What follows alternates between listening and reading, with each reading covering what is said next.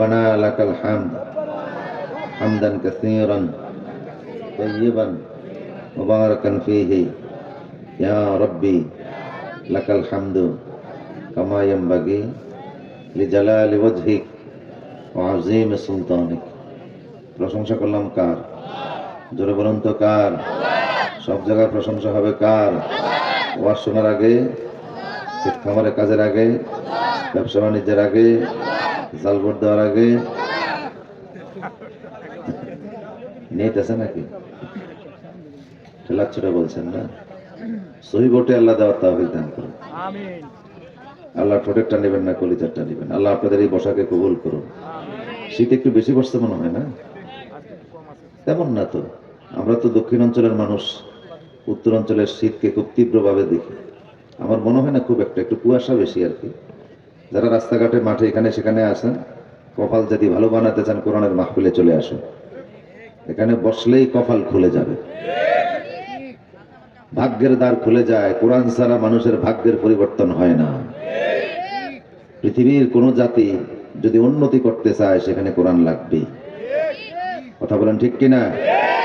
ইন্নাল্লাহ ইয়ারফাউ বিহাযাল কিতাব আকওয়ামান ওয়া ইয়াদউ বিহি আখারিন।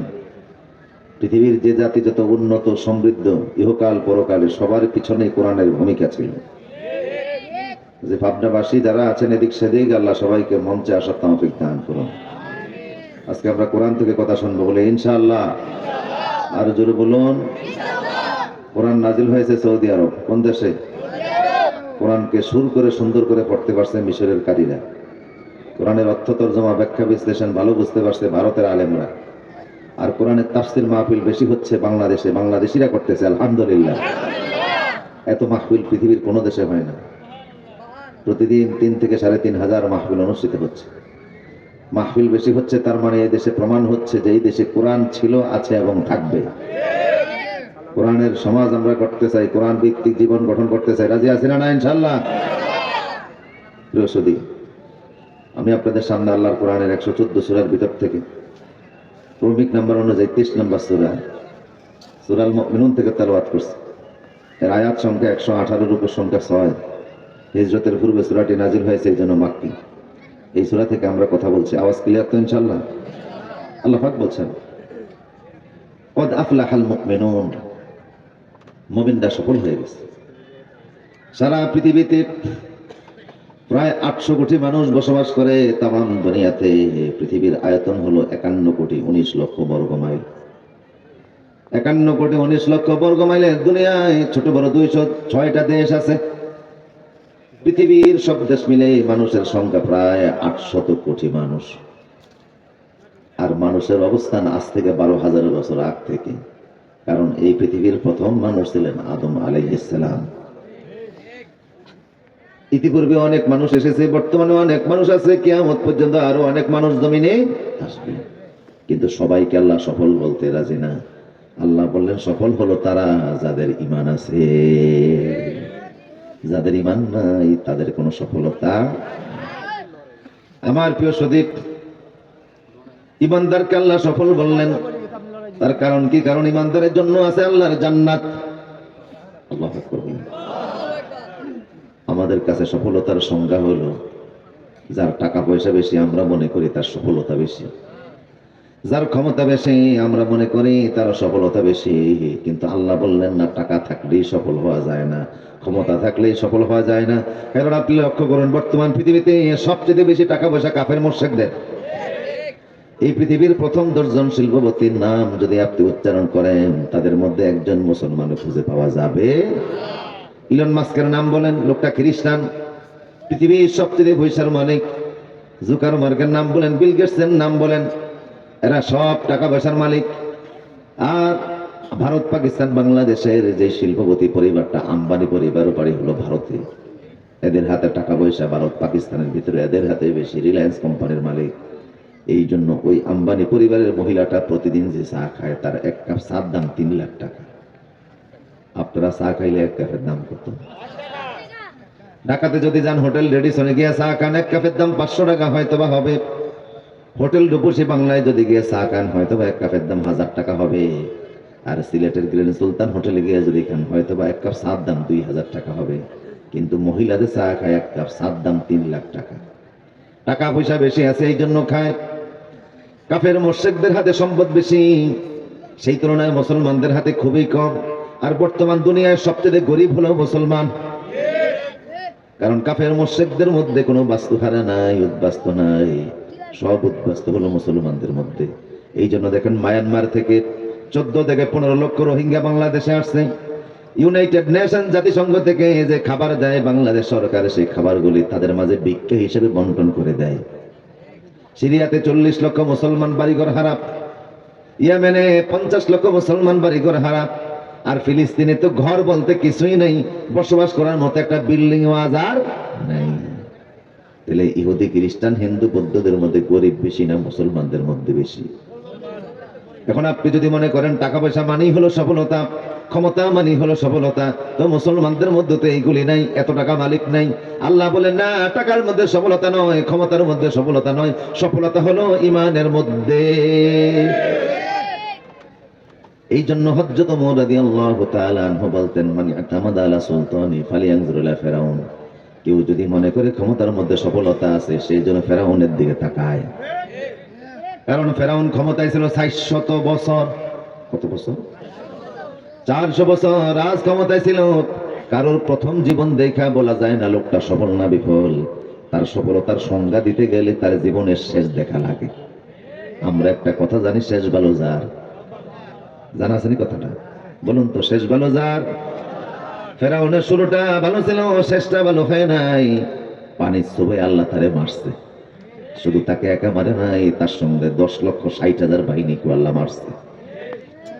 আল্লাহ বলেন, আলিয়াউমা নুনাজ্জিকা বিবাদানিকা লিতাকুনা লিমান খালফাকা আয়া। ফেরাউন রে, তোরে আমি যদিও মেরেছি পানির ছোঁয়া, তোরে তো নষ্ট হতে দিব না, প্রাণীতে খাইতে দিব না, মাছেতে গিলতে দিব না, তোরে আমি আল্লাহ সুটকে বানিয়ে রাখবো। কিয়ামত পর্যন্ত যারা মনে করবে ক্ষমতার মধ্যে সফলতা, তারা যেন তোরে দেখে শিক্ষা গ্রহণ করতে পারে।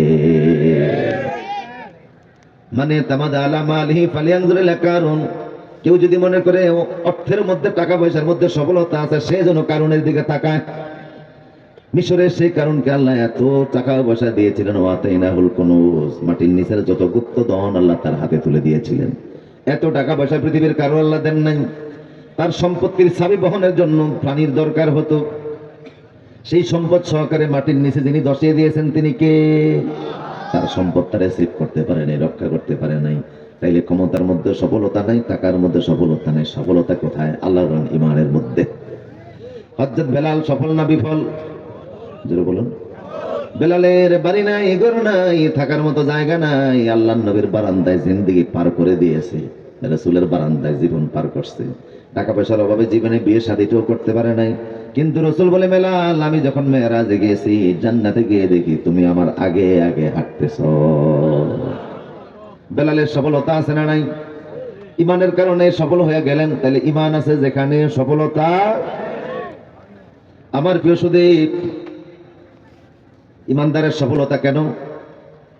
আল্লাহ পাক বলছেন, ওয়াবাশশিরিল লাযিনা আমানু ওয়া আমিলুস সলিহাতি আন্না লাহুম জান্নাতিন তাজরি মিন তাহতিহাল আনহার কুল্লামা রুজিকু মিনহা মিন সামারাতিন রিজকা ক্বালু হাযাল্লাযী রুজিকনা মিন ক্বাবলু তু বিহি মুতাশাবিহা ওয়া লাহুম ফিহা আজওয়াজুম মুতাহহারাতুন ওয়া হুম ফিহা খালিদুন।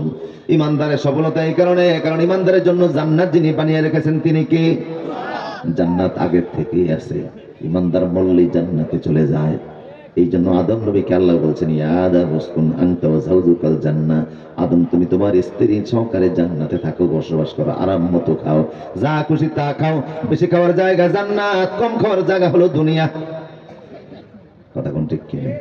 কিন্তু এখন কিছু মানুষ দেখবেন দুনিয়াতে বেশি খায়, খাইতে খাইতে ফ্যাটের বানাইছে তরমুজের সাইজ। ফ্যাটের ধাক্কায় দরজাও খুলে এমন মানুষও আছে না নাই? নিজে খাইতে পারবে কতটুকু?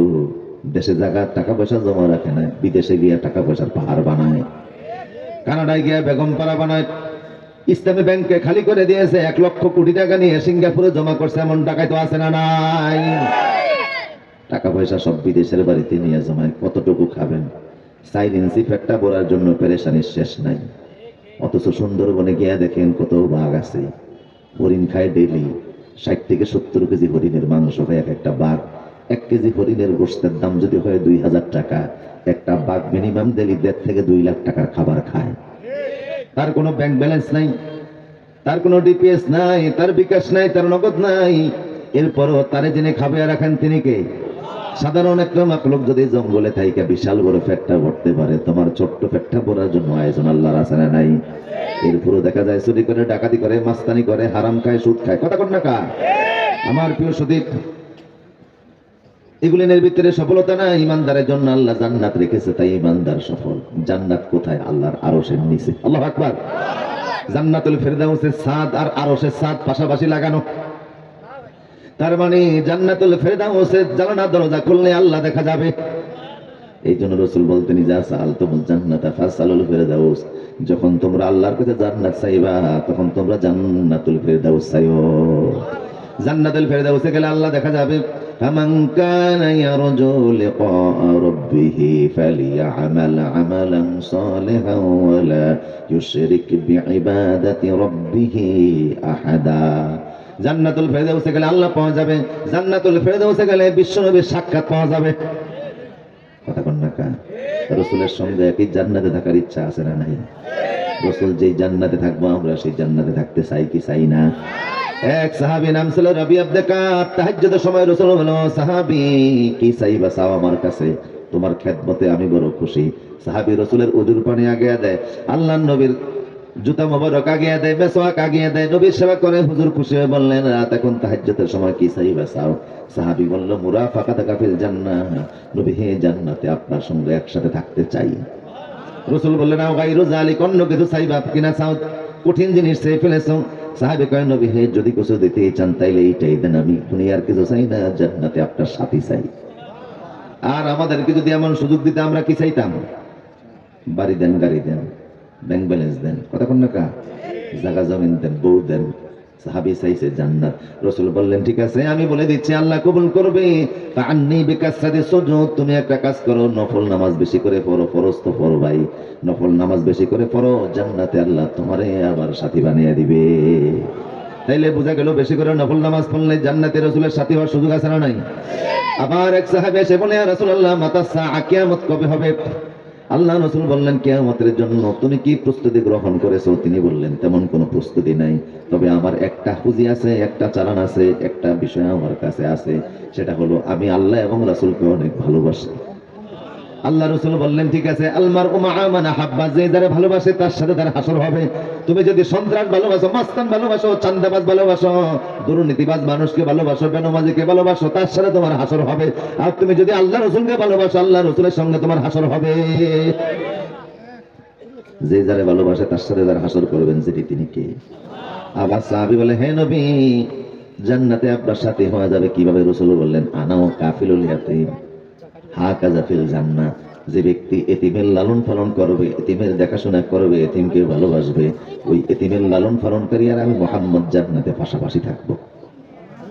আরেকটু জোরে বলুন। আবার রাসূল বললেন, যার দুটি বোন আছে অথবা দুটি কন্যা আছে, ওই দুটি বোনকে অথবা দুটি কন্যাকে ভালোবাসা দিয়ে যে বড় করবে, লালন পালন করবে, সুপাত্রস্থ করবে, আমি মুহাম্মদ এবং ওই দুই কন্যার বাবা অথবা দুই বোনের ভাই জান্নাতে পাশাপাশি থাকবো। আমার ভাইরা, জান্নাত আগের থেকে বানানো আছে, এই জন্য মাঝে মধ্যে জান্নাত দেখা যায়। যেমন রাসূল বলেছে, শহীদ যখন শহীদ হয়, এই যে ওসমান হাদি শহীদ হয়েছে, তখন না কা আধিপত্যবাদী আন্দোলনে ওসমান হাদি জীবন দিয়েছে। এরকম যদি বাংলাদেশের সার্বভৌমত্ব ধরে রাখার প্রশ্নে জীবন দেওয়া লাগে, পাবনার যুবকরা জীবন দিতে রাজি আছে না নাই? শহীদ ওসমান হাদি রহমাতুল্লাহ আলাইহি, ঠিক কিনা বলেন? তরুণ বয়স, মাত্র 32-33 বছর বয়স, গোটা দেশ তার জন্য কাঁদতেছে। সে একা সংসদে যাইতে চাইছিল, কিন্তু এখন লক্ষ লক্ষ মানুষকে সংসদে নিয়ে গেছে। সংসদের দক্ষিণ প্লাজায় তার জানাজাটা হয়েছে। কথা বল না কা? সে চাইছিল সংসদের আসন, আল্লাহ তারে দিয়া দিয়েছে জান্নাতের আসন। গোটা দেশের মানুষ তার জন্য চোখের পানি ছেড়ে দোয়া করেছে। সারা দেশের মানুষ একটা মেসেজ দিছে, আমরা ভারতের আধিপত্যবাদ মানি না, হিন্দুস্তানের আধিপত্যবাদ মানি না, আমেরিকার আধিপত্যবাদ মানি না, আমাদের দেশের জন্য আমরা নিজেরাই যথেষ্ট। এদেশের যে কোনো সিদ্ধান্ত আমরা নিজেরাই নিব। কথা বলেন ঠিক কিনা? আল্লাহ রাসূল বলেছে শহীদ যখন শাহাদাত বরণ করে ইউরা মাকআদাহু ফিল জান্নাহ, ইউরা মাকআদাহু ফিল জান্নাহ, শহীদ হওয়ার আগে জান্নাতে তার যে জায়গাটা আল্লাহ বানিয়ে রেখেছেন সে সেটা দেখতে পায়। আবার মুমিন ব্যক্তিকে আল্লাহ মরার আগে জান্নাত দেখিয়ে দেন। আল্লাহু আকবার বলেন। জান্নাত কত বড় আমরা জানি না, তবে কোরআন আল্লাহ বলেন ওয়াসারিউ ইলা মাগফিরাতিম মির রাব্বিকুম জান্নাতিন আরদুহা কাআরদিস সামাওয়াতি ওয়াল আরদ। ওই জান্নাতের দিকে দৌড়াও, ওই জান্নাতের দিকে আসো যার প্রশস্ততা আসমান জমিনের চাইতে বেশি। এই জমিন থেকে আসমান কত দূর আমরা জানি না, পৃথিবী থেকে সূর্যটা 13 লক্ষ গুণ বড়। আল্লাহু আকবার। সূর্যের পাশে একটা তারকা আছে বেটাল জেউস, ওটা সূর্যের চাইতে 33 কোটি গুণ বড়। এরকম লক্ষ লক্ষ তারকা মিল্কি ও ব্ল্যাক হোল আকাশের নিচে আছে না নাই? কোথায় আল্লাহ কি বানিয়ে রেখেছেন আমরা জানি না। আমার প্রিয় সুধী, প্রথম আসমান কত দূর, জমিন থেকে প্রথম আসমান যত দূর, এই জমিন থেকে প্রথম আসমান যত দূর, জান্নাতের প্রশস্ততা তত দূর। জান্নাত লম্বা কত সেটা কোরআনেও কিছু বলা নাই, হাদিসেও বলা নাই। তবে রাসূল বলছে ইউসিরু রাকিবু ফি জিল্লিহা মিয়াতু আমিন লাম ইয়াকতাউহা। একটা দ্রুতগামী ঘোড়া যদি জান্নাতের একটা গাছের ছায়া অতিক্রম করার জন্য 100 বছর দৌড়ায়, তারপরেও জান্নাতের গাছের ছায়া অতিক্রম করে শেষ করতে পারবে না। বিশাল বড় জান্নাত আল্লাহ কি দ্বারা বানাইছেন? আপনাদের কষ্ট হচ্ছে নাকি? ওয়াজ বুঝতেছেন? জোরে বলি লা ইলাহা ইল্লাল্লাহ, লা ইলাহা ইল্লাল্লাহ মুহাম্মাদুর রাসূলুল্লাহ সাল্লাল্লাহু আলাইহি। আল্লাহু আকবার। জান্নাতে যেতে চান ইনশাআল্লাহ? কি খাবেন সেখানে গিয়ে কি করবেন? ওয়ালাকুম ফিহা মা তাশতাহি আনফুসুকুম ওয়ালাকুম ফিহা মা তাদউন নুজুলাম মিন গফুরির রহিম। ওই জান্নাতে গেলে যা চান তা পাবেন। কি আপনার মন চায়? এক সাহাবী বলল, হে রাসূল আমি ঘোড়া পাবো কিনা? রাসূল বলে, হ্যাঁ আল্লাহ ঘোড়া দিব। আরেকজন বলে ওট পাবো কিনা? রাসূল বললেন ওট চাইলে আল্লাহ ওটও দিব। আরেকজন বলল আমি যদি সন্তান চাই আল্লাহ দিবে কিনা? রাসূল কয় সন্তান চাইলে আল্লাহ সন্তান দিব। সেখানে কোনো রোগ নাই, কোনো শোক নাই, কোনো ব্যথা নাই, যন্ত্রণা নাই, পেশাব নাই, পায়খানা নাই, কোনো ধরনের মৃত্যুও নাই, কোনো পেরেশানি নাই, মুখে থুতু আসবে না, স্লেমা আসবে না, অনিদ্রা আসবে না, অশান্তি আসবে না, শুধু শান্তি আর শান্তি। লিবনাতুন মিন যাহাবিন ওয়া লিবনাতুন মিন ফিদ্দাতিন ওয়া মিলাতুহাল মিস। বিশাল বড় জান্নাতি বাড়িটা আল্লাহ স্বর্ণ রূপার ইট দ্বারা বানিয়ে রাখবেন। স্বর্ণের ইট আর রূপার ইট দ্বারা আল্লাহ বানাবেন। জান্নাতটা কত বড়? মিনিমাম 10টা দুনিয়ার সমান। সাধারণ মানুষের জান্নাত হবে 100 তলা বিশিষ্ট। আল্লাহু আকবার। আর একজন হাফেজ কোরআনের জান্নাত হবে 6666 তলা বিশিষ্ট। ওই জান্নাতের ভিতরে যা চান তা পাবেন। পুরা বাড়িটা স্বর্ণ এবং রূপার দ্বারা তৈরি। মিনিমাম 80,000 খাদেম পাবেন খেদমতের জন্য। সুবহানাল্লাহ। কত হাজার? স্ত্রী পাবেন 72 জন, সর্বনিম্ন জান্নাতি। আর যারা উঁচু জান্নাতের মালিক তারা যে কি পরিমাণ পাবে আল্লাহই ভালো জানে। এই যুবক জান্নাতের দিকে দৌড়াও, জান্নাতের দিকে আসো। কিসের দুনিয়ার দিকে দৌড়াই? 14 ফেব্রুয়ারির দিকে দৌড়াও। স্কুল কলেজ ছুটি হয়ে গেলে এতিমের মতো গিয়ে দাঁড়িয়ে থাকো। দুনিয়ার নারীদের পিছনে দৌড়াও না, জান্নাতে হুরদের দিকে দৌড়াও। রাসূল বলছে আল খিমারু খায়রুম মিনাদ দুনিয়া ওয়া মা ফিহা। জান্নাতে একজন হুর, তার গায়ের ভিতরে যে ওড়না থাকবে, ওড়না চিনেন আপনারা? একজন হুরের মাথায় যে খিমার থাকবে, ওড়না, সারা দুনিয়াটা বিক্রি করলেও জান্নাতে একজন হুরের একটা ওড়নার মূল্য দেওয়া যাবে না। এমন নিয়ামতের জান্নাত যিনি বানিয়ে রেখেছেন তিনি কে?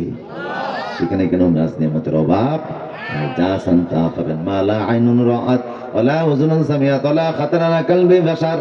চোখ কোনোদিন দেখে নাই, অন্তর কল্পনা করে নাই, কান কোনোদিন শুনে নাই, এমন নিয়ামত সেখানে আছে। কুল্লামা রুজিকু মিনহা মিন সামারাতির রিজকা ক্বালু হাযাল্লাযী রুজিকনা মিন ক্বাবলু ওয়া উতু বিহি মুতাশাবিহা। ফল যখন সামনে আসবে বলবে আল্লাহ এই আপেল তো বাংলাদেশেও খাইছিলাম। আল্লাহ বলবেন এটা খাওন, এটার মতটা খাইছো, এটার ভিতরে এক কামড় দিয়া দেখো মিনিমাম 70 ধরনের স্বাদ আমি আল্লাহ দিয়া দিব। দুনিয়াতে যত খাবার খান স্বাদ হলো মাত্র 6 প্রকার।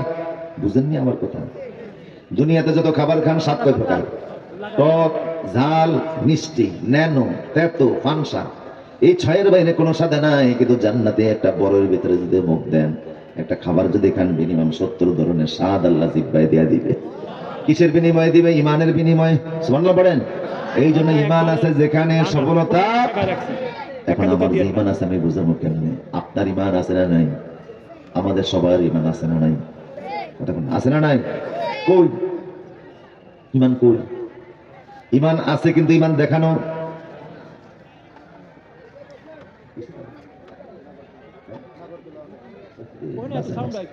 আমার প্রিয় সুদীপ জোরে বলুন তো আল্লাহু আকবার।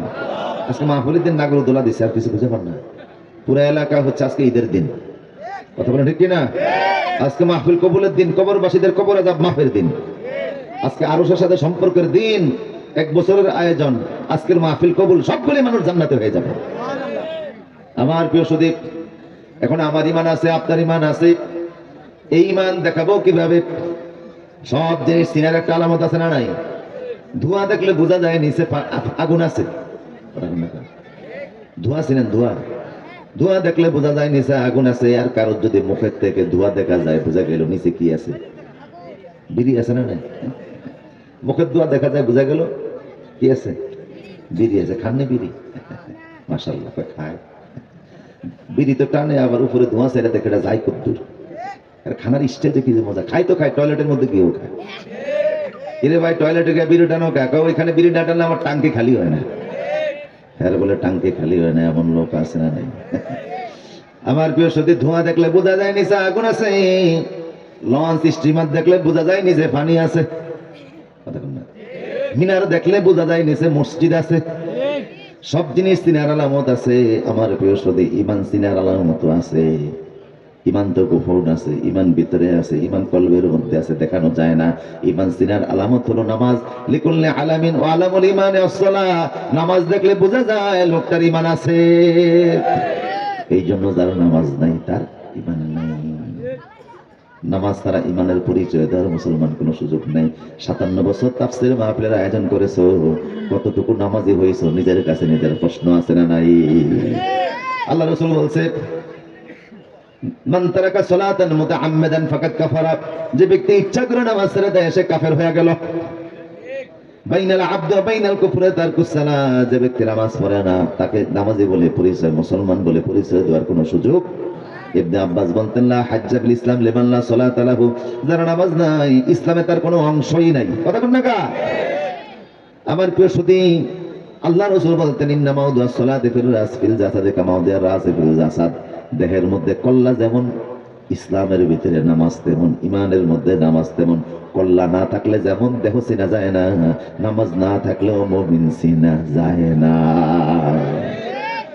শিষ্য সন্ত্রাসীরা যদি 10টা মানুষের কল্লা কাইটা কল্লাগুলি নিয়ে মেঘনা নদীতে ফেলে দেয়, দেহগুলো যদি পাবদার সাথিয়া জমিনে এনে রেখে দেয়, আপনারা দেহ দেখে চিনবেন কার কোনটা দেহ? কল্লা না থাকলে যেমন দেহ চিনা যায় না, নামাজ না থাকলে ইমানদার চিনা যায় না। ইমান দিয়েই ইমানদার চিনতে হয়, নামাজ দিয়ে ইমানদার চিনতে হয়। কারণ ইমান দিয়ে তো গোপন জিনিস কলবে থাকে, ভিতরে থাকে, হাড়ের গোশতের মধ্যে থাকে। ইমান থাকে কলবের মধ্যে, ইমান থাকে অন্তরে, ইমান থাকে হাড়ে, গোশতের ভিতরে। এটা দেখানো যায় না, নামাজ দেখলে বোঝা যায় লোকটা ইমানদার। আমার বাইরে অনেক সময় দেখবেন মানুষ গাছের থেকে নিচে পড়ে যায়, হাড় হাড্ডি ভেঙে যায়, এরকম রোগী আছে না নাই? গাছের থেকে পড়ে গেছে নিচে, পায়ের ভিতরে ফ্র্যাকচার হয়েছে, পায়ের জায়গায় জায়গায় ভেঙে গেছে। পাবনা হসপিটাল নিয়ে গেলেন, অর্থোপেডিক্সের ডাক্তারকে দেখাইলেন, উনি গাছ থেকে পড়ে গেছে। ডাক্তার তার পুরাটা পা এক্সরে করে দেখলো, পায়ের জায়গায় জায়গায় ভাঙ্গা, তার মানে গুলো অনেক হাড্ডি ভেঙে গুঁড়া হয়ে গেছে। ডাক্তার তখন বলে, শুধুমাত্র ব্যান্ডেজ করে দিলে এই লোকটা সুস্থ হবে না, তার পাওটা কাইটে ফেলানো লাগবে। যদি পাটা না কাটেন, আস্তে আস্তে ভালো পা, ভালো অংশটাও ধীরে ধীরে পছন্দইরা নষ্ট হয়ে যাবে। তখন রোগের আত্মীয় স্বজন বলে, ঠিক আছে, পাও যদি কাটতে হয় কাইটা ফেলে। এরকম হয় কিনা? ডাক্তার যদি বলে হাতটা কেটে ফেলুন, তাহলে রাজি হয়ে যাবেন, হাতটা কেটে ফেলেন। ডাক্তার যদি বলে স্তন ক্যান্সার হয়েছে, দুধের ভিতরে ক্যান্সার হয়েছে, স্তন ক্যান্সার হয়েছে, তো স্তনটা কেটে ফেলে দেন, দেখবেন রাজি হয়ে যায়, ঠিক আছে, স্তন কাইটা ফেলে দেন। অনেক সময় দেখা যায় মহিলারা বাচ্চাকে দুধ পান করানোর পরে 2.5 বছর 3 বছর যখন দুধটা ছাড়ান দেয়, কিছু দুধ সেখানে জমা থেকে ক্যান্সার হয়। কথা কোন না কান? ডাক্তার তখন বলে স্তন কেটে ফেলে দেন। রোগী বলে, ঠিক আছে, স্তনটা কেটে ফেলাই দেন, তার সুস্থতার জন্য যদি ব্রেস্ট কাটা লাগে অসুবিধা নাই। এখন ডাক্তার যদি বলে, আপনি রোগী নিয়ে আসছেন, রোগীর মাথার ভিতরে সিটি স্ক্যান করে দেখলাম তার মাথার মধ্যে টিউমার হয়েছে, বায়োপসি করে দেখলাম টিউমারের মধ্যে ক্যান্সারের জীবাণু আছে, এখন রোগীর মাথাটা কাটতে ফেলে দেন। কথা হয় না? ডাক্তার যদি বলে রোগীর মাথা কাটেন, রাজি হইবেন নি? সমস্যা কি? পাও কাটতে রাজি হইলেন, হাত কাটতে রাজি হইলেন, স্তন কাটতে রাজি হইলেন, মাথা কাটতে রাজি হইলেন না, তার মানে হলো মাথা কাটলে তো আর মানুষ থাকলো না। তো মাথা না কাটলে যদি, মাথা কাটলে যদি দেহ দেহ থাকে না, নামাজ বাদ দিল মানুষ মুসলমান থাকে না। কথা বুঝতেছেন কিনা? এই জন্য নামাজের কোনো ছাড় নাই, অন্যান্য ইবাদতের ছাড় আছে, নামাজের ছাড়। কষ্ট হচ্ছে আপনাদের? জীবনে তো বহু ওয়াজ শুনলেন, আজকে ব্যতিক্রম ওয়াজ শোনেন। আমরাও অনেক ওয়াজ করেছি, আজকে 10-15 বছর মাঠে ওয়াজ করে এখন দেখি মানুষের আমলের পরিবর্তনের দরকার। আমার প্রিয় সদীপ, সব ইবাদতের মাপ আছে, নামাজের মাপ নাই। নামাজ মাপের কোন সিস্টেমই ইসলামে। আপনারা জানেন রাসূল বলেছেন বুনিয়াল ইসলামু আলা খামসিন, ইসলামের রকম হলো 5টা। কয়টা? জোরে কোন নাকা? ইসলামের রকম হলো 5টা, কালেমা, নামাজ, রোজা, হজ, যাকাত। রমজান মাসে একজন এসে বলল, হুজুর আমি রোজা রাখতে পারি না, কি হয়েছে? Gastric ulcer. এখন রাখা লাগবে না, রমজানের পরে সুস্থ হইলে রোজা কাজা করবেন না। হুজুর ডাক্তার আমাকে বলে দিয়েছে আমি কখনো আর সুস্থ হব না, এই রোগে আমার মরণ, কাজে আমি রোজার ব্যাপারে কি করব? তখন বলি, ভাই রমজানের পরেও যদি সুস্থ না হন তাহলে এক কাজ করেন, আপনার রোজা রাখা লাগবে না, রোজা মাফ। তবে প্রতিটা রোজার জন্য ফামান কানা মিনকুম মারিদান আও আলা সাফারিন ফাইদ্দাতুম মিন আইয়ামিন উখার। রমজান মাসে রোজা রাখতে পারলেন না, অসুস্থ, রমজানের পরেও রাখতে পারবেন না, অসুস্থ, তাইলে প্রতিটা রোজার জন্য একজন মিসকিনকে 2 বেলা খাওয়াইবেন, রোজা মাফ। একজন এসে বলল, হুজুর আমি যাকাত দিতে পারি না, আমি গরিব মানুষ, নেশার পরিমাণ টাকা নাই। আমি বলি, ভাই তোমার যাকাত দেওয়া লাগবে না, যেহেতু ফরজ হয় নাই, তুমি চাইলে যাকাত আরো খাইতে পারবা। হুজুর আমি হজ করতে পারি না, লাগবে না, তোমার হজ করা প্রয়োজনে তুমি হজের হুকুম দেখে আল্লাহ তোমার রুখসত দিবে, যেহেতু যাওয়ার মতো তোমার আর্থিক সঙ্গতি নাই। ওয়ালিল্লাহি আলান নাস হিজ্জুল বাইতি মান ইসতাতা ইলাইহি সাবিলা। মক্কা মদিনা যাওয়ার মতো যেহেতু খরচ নাই, তোমার উপর হজ নাই। তাহলে বোঝা গেল 5টার ক্ষেত্র বিশেষে রোজা মাফ হয়, যাকাত মাফ হয়, হজ মাফ হয়। কথা বলেন না? বাকি রইল 2টা, ঈমান এবং নামাজ। ঈমান তো কলবের জিনিস, গোপন জিনিস, এটা দেখানো যায় না। বাকি রইল নামাজ। রোজা ধনী হলেও নামাজ, গরিব হলেও নামাজ, সুস্থ হলেও নামাজ, অসুস্থ হলেও নামাজ। নামাজ মাফের কোনো সিস্টেম নাই। দাঁড়িয়ে পড়ো পারো না, বৈশা পড়ো পারো না, শুয়ে পড়ো পারো না, ইশারায় পড়ো আল্লাহু আকবার। উযু করে নামাজ পড়ো, পানি নাই, ফাইল্লাম তাজিদু মাআন ফাতিয়াম্মামু সাঈদান তাইয়্যিবা। উযু করে নামাজ পড়ো, যদি পানি না থাকে তাহলে মাটি দ্বারা তায়াম্মুম করো। এখন মাটিও নাই, পানিও নাই, তারপরেও নামাজ মাফ নাই। নামাজ মাফের সিস্টেম নাই। বলতে পারেন হুজুর মাটিও নাই, পানিও নাই, তারপরেও নামাজ পড়া লাগবে। জি, ধরেন আপনি সুন্দরবন গেলেন, চিনছেন না সুন্দরবন? বাংলাদেশের বাগেরহাটের অঞ্চল এলাকা, খুলনা বাগেরহাটে সুন্দরবন, বিশাল বড় এলাকা, বাংলাদেশের একটা অন্যতম সৌন্দর্য, 7 আশ্চর্যের একটা। সুন্দরবন দেখার জন্য গেলেন, ভিতরে ট্রলার নিয়ে ঢুকলেন, স্থলভূমিতে গিয়ে উঠলেন, সুন্দরবনের বাগান করে দেখতেছেন, পাখির আওয়াজ শুনতেছেন, বড় মজা লাগে পাখির আওয়াজ দেখতেছেন। জায়গায় জায়গায় মধুর চাক পড়ে আছে, কি সুন্দর মৌমাছি। আরো সামনে গিয়ে দেখেন হরিণ হাঁটতেছে, দৌড়াচ্ছে, দেখতে বড় মজা লাগে। আর একটু সামনে যাওয়ার পরে পিছন থেকে দেখেন কিসের জন্য তর্জন গর্জন শোনা যায়। কিসের আওয়াজ? বাঘের আওয়াজ শোনার পরে কলিজায় পানি আসেনি, দোয়া ইউনূস পড়া শুরু করছে, লাফ দিয়ে যায় গাছের আগায় উঠছে। গাছের আগায় উঠে এখন নিচে তাকিয়ে দেখে বাঘ, নামলেই তো বাঘের ফেটে যাওয়া লাগবে। উপরের দিকে তাকিয়ে দেখে সূর্য ডুবতেছে, তার মানে আসর যায়।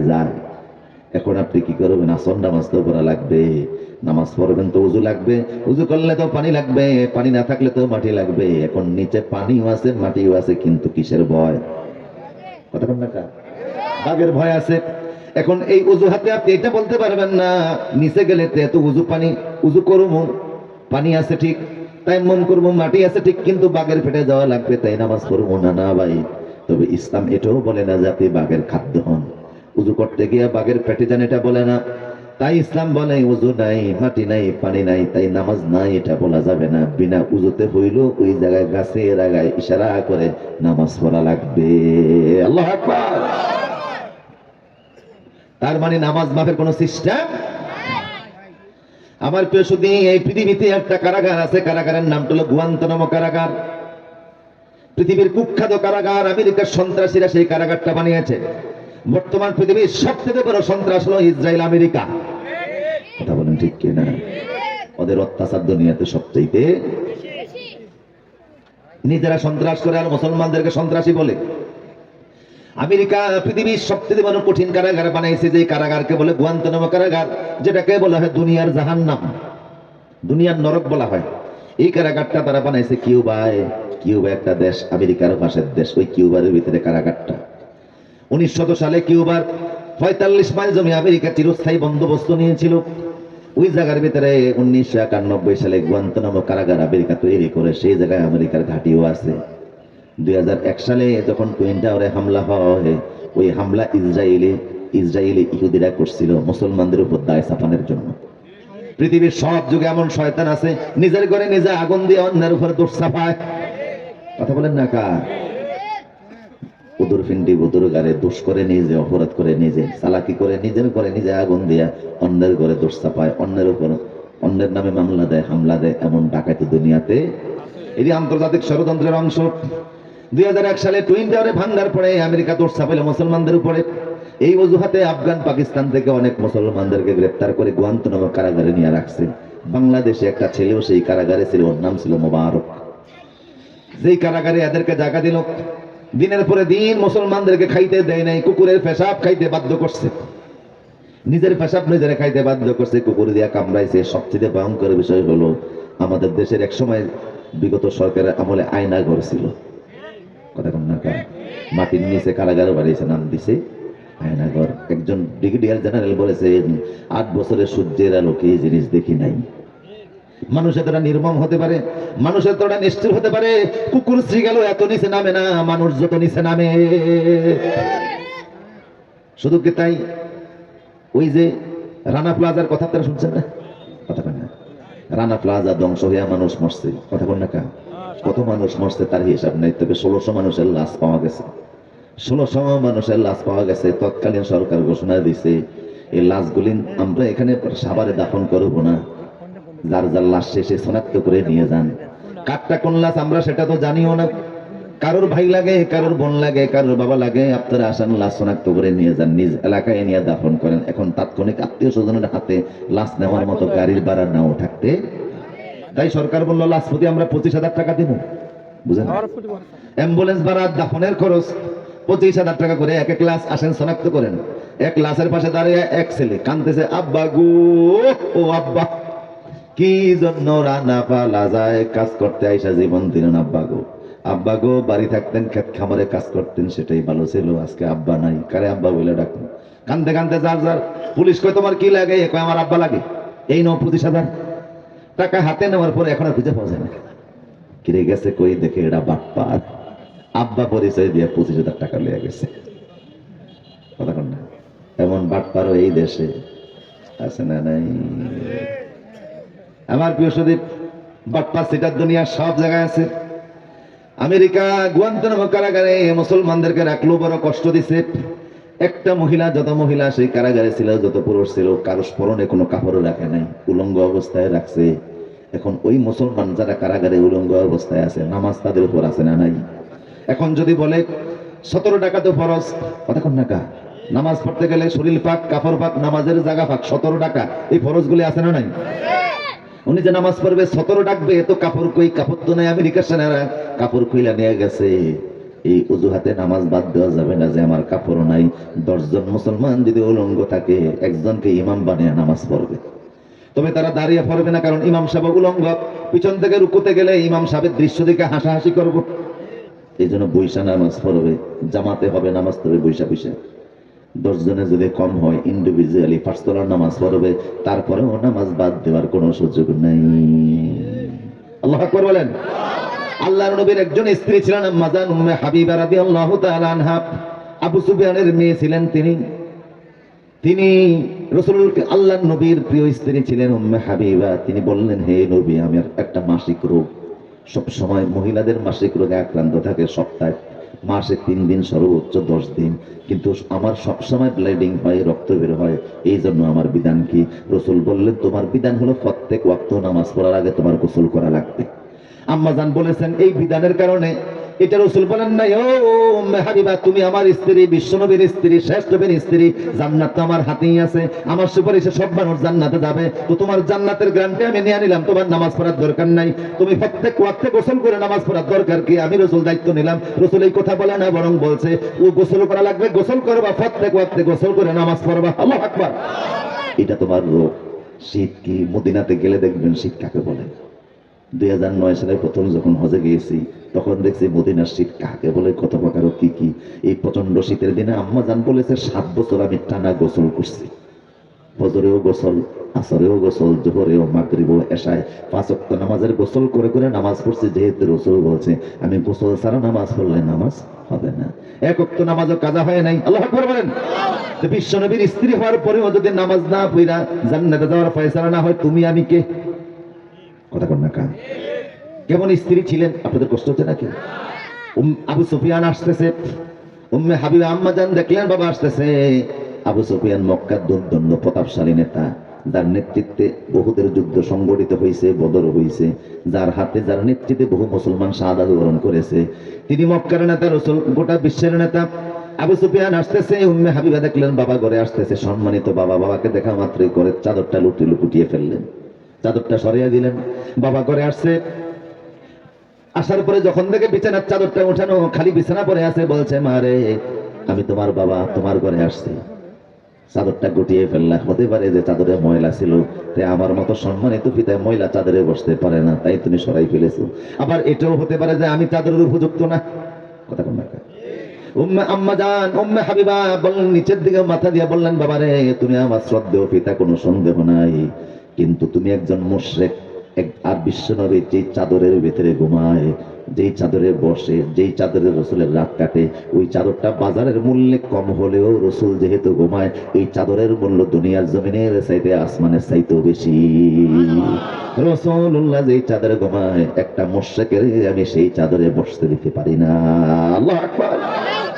সে আম্মা জান রসুলকে তো ভালোবাসে, অথচ নামাজ পড়ে 5 ওয়াক্ত গোসল কইরা। তাহলে কারোর জন্য নামাজের ছাড় আছে? আর আমার দেশের আউল বাউল ফাউলরা কয় মনের নামাজ বড় নামাজ। কথা বল না। যেমনে খোদা রাজি হয়, আবার কোরআনের নামে অবব্যাখ্যাও করে, কয় কলা আউযু বিরাব্বিন নাস মালিকিন নাস ইলাহিন নাস। আল্লাহ নাকি নাসের কথা বলছে, নাচানাচি করতো না। নাউযুবিল্লাহ বলবেন না। নাস মানে হলো মানুষ। কোরআনের অপব্যাখ্যা করে এমন লোক আছে না নাই? শরীয়তের আইন যদি জারি থাকতো, ইসলামকে যারা বিকৃতি করে এদের সর্বোচ্চ মৃত্যুদণ্ড, ফাঁসির হুকুম হতো। আমার প্রিয় সুদীপ, এ দেশের নেতার নামে কথা বললে মামলা হয়, রাজনৈতিক নেতাদের নামে কটূক্তি করলে জেল হয়, জরিমানা হয়। আল্লাহ রাসূলের বিরুদ্ধে কথা বললে জেল জরিমানা হয় না। এটা আমরা বরদাস্ত করব না। এই জমিন থেকে আওয়াজ দিব, ইসলাম বিকৃতিকারীদেরকে সর্বোচ্চ ফাঁসির দণ্ড ঝুলাতে হবে। আমার প্রিয় সুদীপ, ইসলাম আমাদের সবার উপরে। ব্যক্তির চাইতে দল বড়, দলের চাইতে দেশ বড়, দেশের চাইতে ঈমান বড়। কথা বলেন ঠিক কিনা? আবারও শুনুন, ব্যক্তির চাইতে দল বড়, দলের চাইতে দেশ বড়, দেশের চাইতে ঈমান বড়। এই জন্য ঈমানের প্রয়োজনে দেশ ও চাইরা হিজরত করা লাগে। এই নির্দেশ ইসলামে আছে না নাই? রাসূল হিজরত করতে, হযরতে ইব্রাহিম আলাইহিস সালাম হিজরত করেছেন। তো যা বলছিলাম আপনাদেরকে, গুয়ান্তানামো কারাগারে নারী পুরুষ কারো শরীরে কোনো কাপড় রাখে নাই, তাই বলে নামাজ বাদ নাই। উলঙ্গ হলেও নামাজ পড়া লাগবে। শুধু তাই না, আপনার মন ছেড়ে সেন্ট মার্টিনে যাবেন। মনোযোগ আছে না আমার প্রতি? সেন্ট মার্টিন চিনছেন না আপনারা? কক্সবাজার গেলে দেখবেন সেন্ট মার্টিনে যাওয়া যায়। উখিয়া নামক, যেখানে কক্সবাজারের টেকনাফের সর্বশেষ জায়গার নাম হলো উখিয়া। সে উখিয়া থেকে যাওয়া যায় সেন্ট মার্টিনে। আপনি জাহাজে করে রওনা দিলেন, সিন্দাবাদ নামক জাহাজ। সেই জাহাজে করে আপনি রওনা শুরু করলেন। 4-5 কিলোমিটার যাওয়ার পরে দেখবেন এখনো কক্সবাজারের পাড়ের এলাকার গাছগাছালি দেখা যায়। একটা মানুষের চোখের দৃষ্টি 21 কিলোমিটার পর্যন্ত যায়। আর একটা ঘোড়া যদি নজর দেয়, ওর নজর যায় প্রায় 850 কিলো। একটা বাঘ যদি নজর দেয়, তার চোখের নজর যায় প্রায় 600 কিলোমিটার। আর একটু জোরে বলুন, আরো জোরে বলুন। আর শকুন যদি নজর দেয়, ওর নজর যায় 100 কিলোমিটার। বিভিন্ন প্রাণীদের চোখে পাওয়ার দিচ্ছেন কে? আবার কিছু প্রাণী আছে যেমন বিড়াল, সামনে 5 হাতের বেশি দেখেন না। কথা বুঝেন না? আমার প্রিয় সদী, এক এক প্রাণীকে আল্লাহ এক এক বৈশিষ্ট্য দিয়েছে। মানুষ 21 কিলোমিটার পর্যন্ত দেখে। কক্সবাজারের সাগরের মাঝখান থেকে উখিয়ার গাছগাছালি দেখলেন, সাগরের পাড়ের পাহাড়ের দৃশ্যগুলি দেখলেন, মজা লাগতেছে।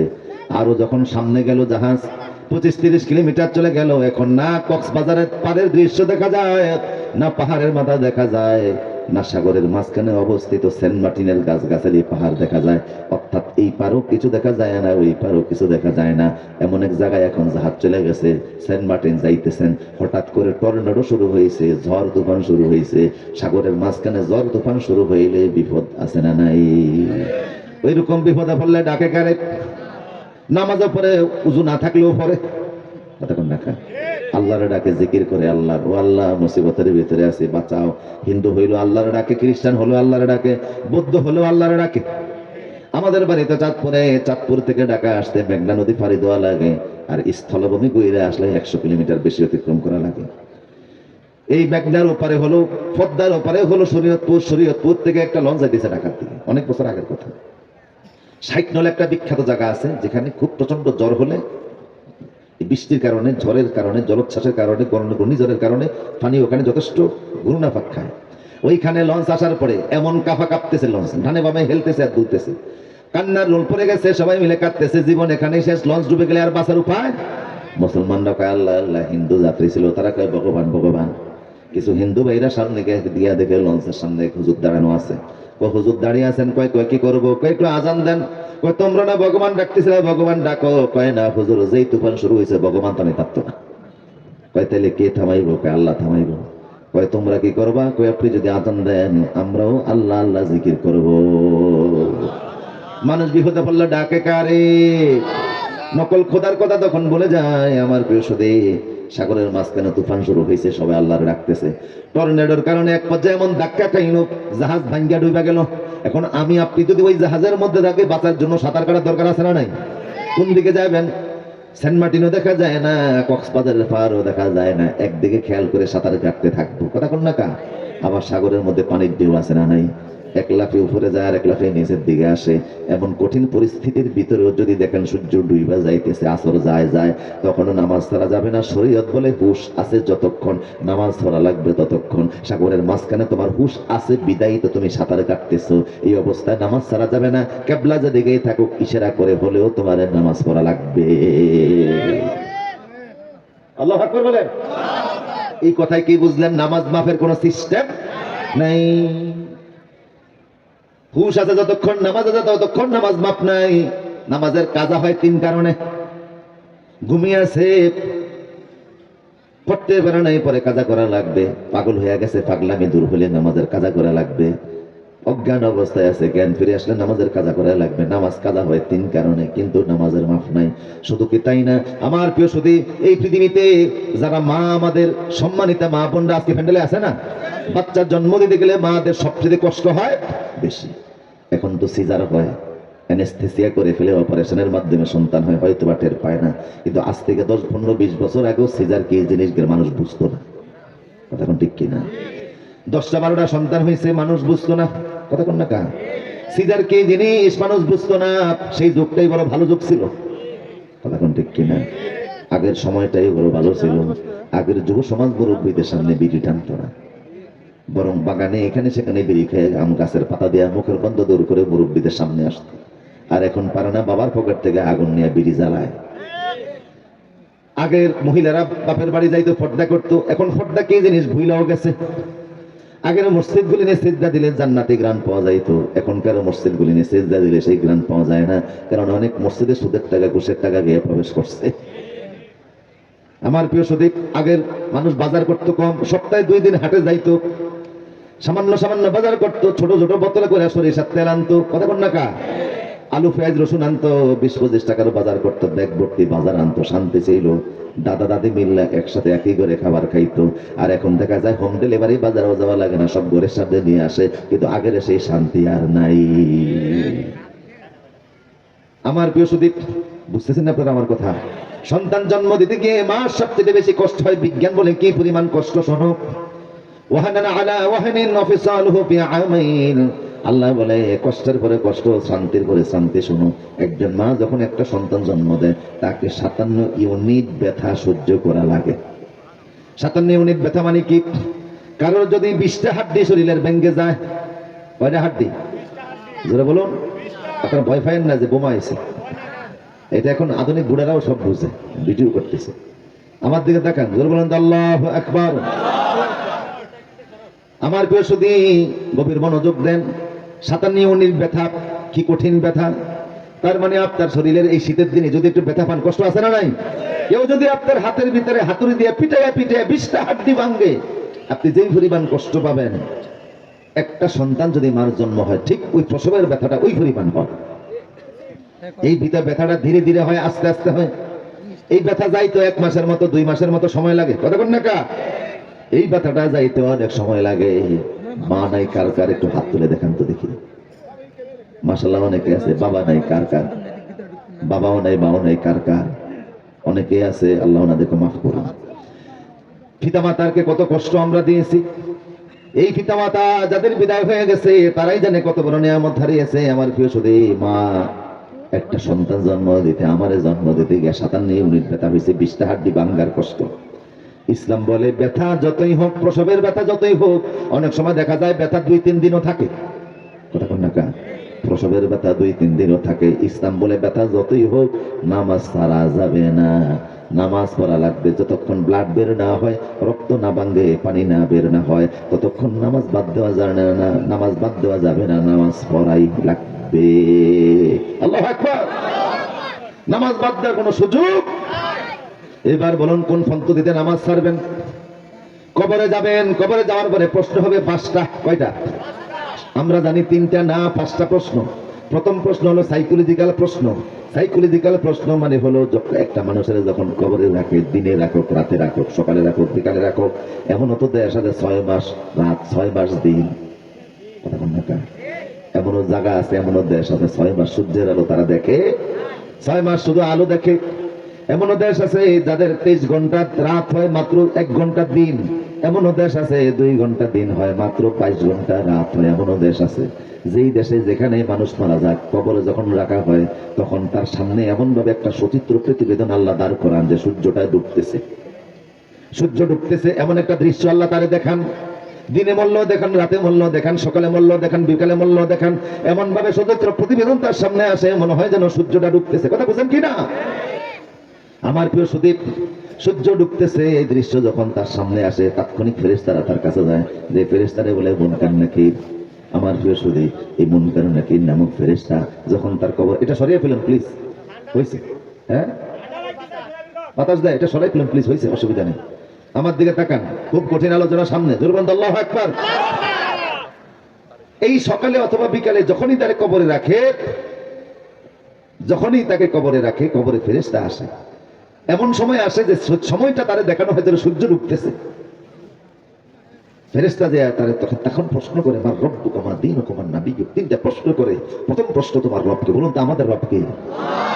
এই প্রশ্ন করার সাথে সাথে লোকটা দেখতেছে আমার একদিক দিয়ে প্রশ্ন করা হচ্ছে, আরেক দিক দিয়ে সূর্য ডুবতেছে, আরে আসর রক্ত তো যায় যায়। তখন ফেরেশতাকে থামিয়ে দিয়ে বলে, ভাই ফেরেশতা, প্রশ্ন করবার সময় আছে, দাআনি উসাল্লি, আগে সময় তো আমি নামাজটা পড়ে নি, আসর নামাজটা পড়ে নি। আল্লাহু আকবার।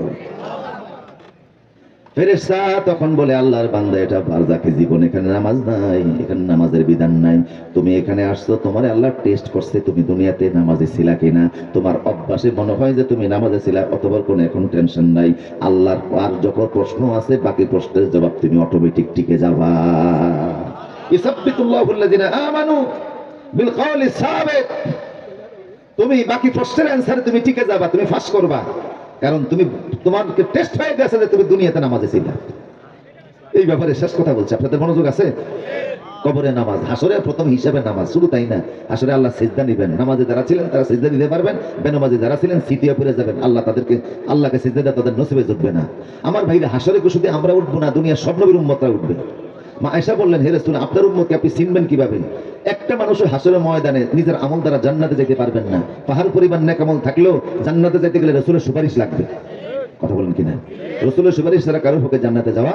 এখন রাসূল যে আপনারা সুপারিশ করবে, সুপারিশ আপনার জন্য যে সুপারিশ করবে, ইউনিয়ন পরিষদের চেয়ারম্যানের কাছ থেকে অনেক সময় চেয়ারম্যান সার্টিফিকেট নেওয়া লাগে, একটা সুপারিশ। মন্ত্রণালয়ে চাকরির জন্য দেখা যায় এমপির সুপারিশ লাগে। কখনো দেখা যায় যে 1st ক্লাস গেজেটেড অফিসারের একটু সত্যায়ন করা সুপারিশ নেওয়া লাগে, এরকম আছে না অনেক জায়গায়। এখন ওই ভদ্রলোক আপনারা যদি না চিনে স্বাক্ষর করে, রাসূল আপনারা যে সুপারিশ করবে জান্নাতে, রাসূল তো আপনারা চিনতে হবে। রাসূল আপনারে চিনবে কি দিয়া?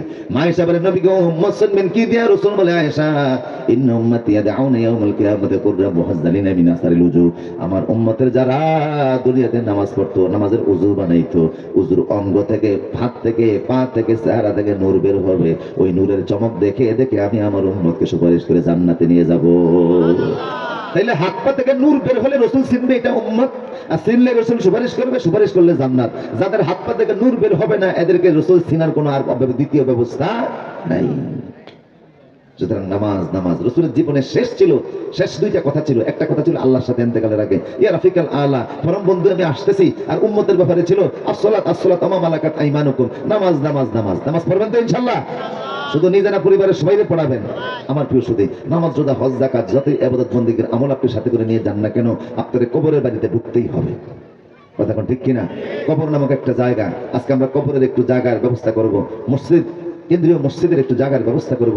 আমি বললি ভাই, এই পৃথিবীতে নবী রাসূল সাহাবীদের বাইরে যত মানুষ আছে কারোর জান্নাতে কোনো গ্যারান্টি নাই, আছে?